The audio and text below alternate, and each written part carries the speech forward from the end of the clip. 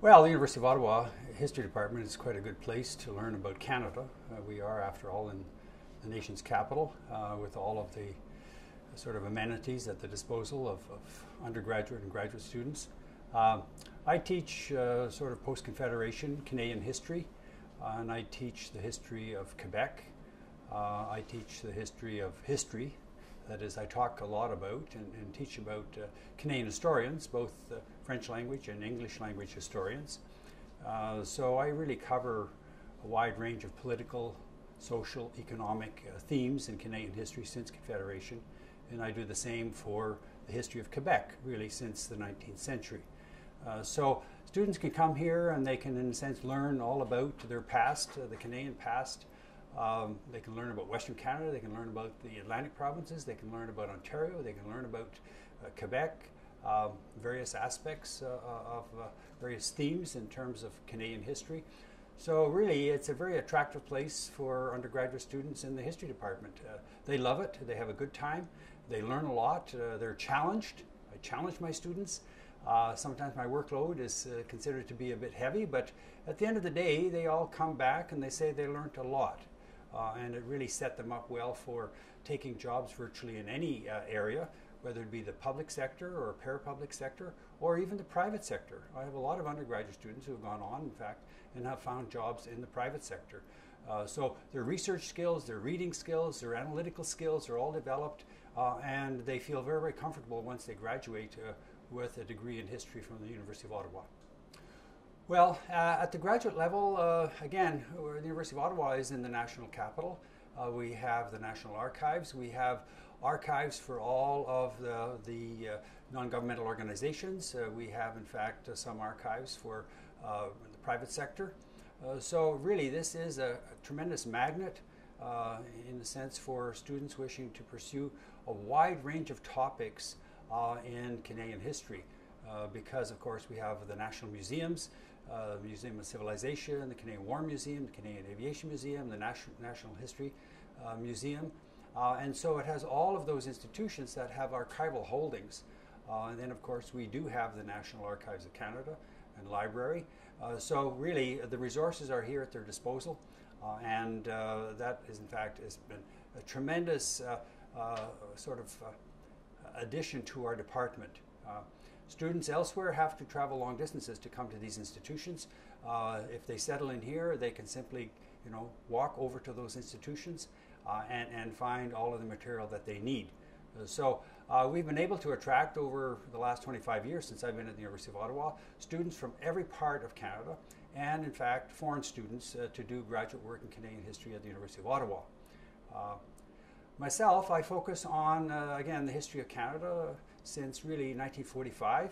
I focus on political history, constitutional history, the history of federalism, Canadian sort of Ottawa provincial relations, and I focus on really the history of nationalisms, French Canadian nationalism, British Canadian, English Canadian nationalisms, Aboriginal nationalism, and I focus, in fact, on issues pertaining to the Charter of Rights and Freedoms. So all of those areas, in fact, are very, very attractive for students. And within my chair of Canadian Federalism and Constitutional Studies, I've been able to attract, again, students from a wide range of backgrounds from all parts of Canada, Western Canada, in fact, Atlantic Canada. And again, they find the location extremely attractive to come here and learn what it is they have to do and to graduate with master's degrees and with PhD degrees. Well, in terms of research areas, I tell the graduate students that they have to be, in a sense, driven internally. They have to pick a topic or a theme that, in fact, they are committed to. I don't like to pick the theme or topic for them. I said, what turns your crank? What fire in your belly do you have to do research either in military history, constitutional history, political history, some field of social history? What is it that you want to commit yourself to do? And this works quite well, for example, in my graduate course on Canadian federalism, because in fact Canadian federalism touches the lives of all Canadians and touches virtually every aspect of Canadian history. And so they can choose a theme within Canadian federalism that really suits their interests And that's in fact what drives them. Once they make that connection, they then go off and do the research both here and wherever else they need to go, and to put together really very, very good MA theses and MA memoirs. And the same applies at the PhD level.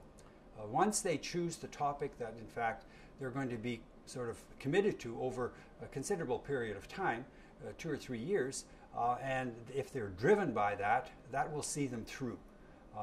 And so I don't like to impose topics on them. I like them to come to the topic of their own choosing, and I find that you get the best results from that. So I give them a lot of time and leeway to, in a sense, develop a research topic.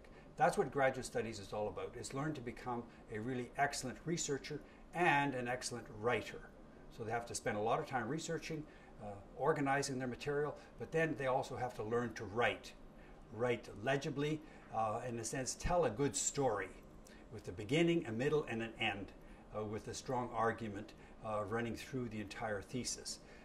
That takes a lot of effort and energy, but at the end of the day, if they accomplish that, they go away feeling that, in a sense, they've achieved something. Well, what drove me to apply for and eventually get the Canadian Research Chair, the Research Chair in Canadian Federalism and Constitutional Studies, was my concern that Canadian political, diplomatic, military, and foreign affairs histories had to be sort of reignited once again. The emphasis in Canadian sort of graduate programs over the last 20, 30 years has been largely on all aspects of Canadian social history, and the traditional fields, in a sense, have been neglected. So it was really my determination that we had to develop a new generation of historians, Canadian constitutional historians, historians interested in Canadian-American relations, Canadian-British relations, and that's in a sense what has driven me. It has been quite successful. There has been a sort of a renewal in these fields. Students are very, very interested in power and how, in a sense, societies govern themselves. And in a sense, we're now seeing, I think, a bit of a renaissance in these areas of Canadian political, diplomatic, and military and constitutional history.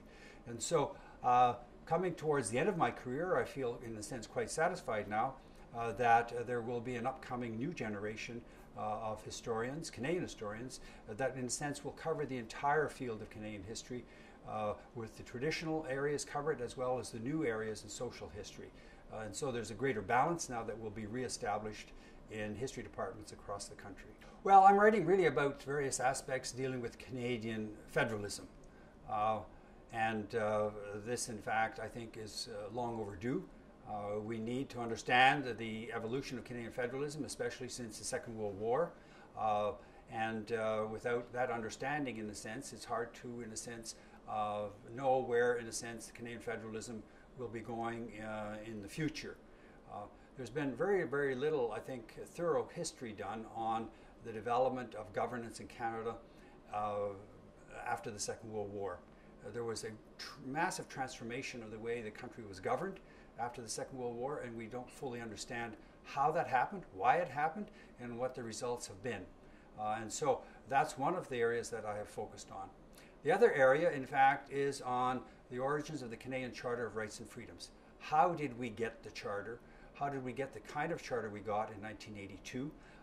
What was the background to all of that? And so I'm looking at the period of the 1960s and 70s, the period in which I call Canada's rights revolution, the period in which Canadians, in fact, came to embrace and to understand the need for an entrenched Charter of Rights and Freedoms in the Constitution, one that applied to all Canadians from coast to coast to coast, and one that, in fact, also provided some protection for minority rights, official language minorities, and for multicultural communities, and for Canada's Aboriginal communities.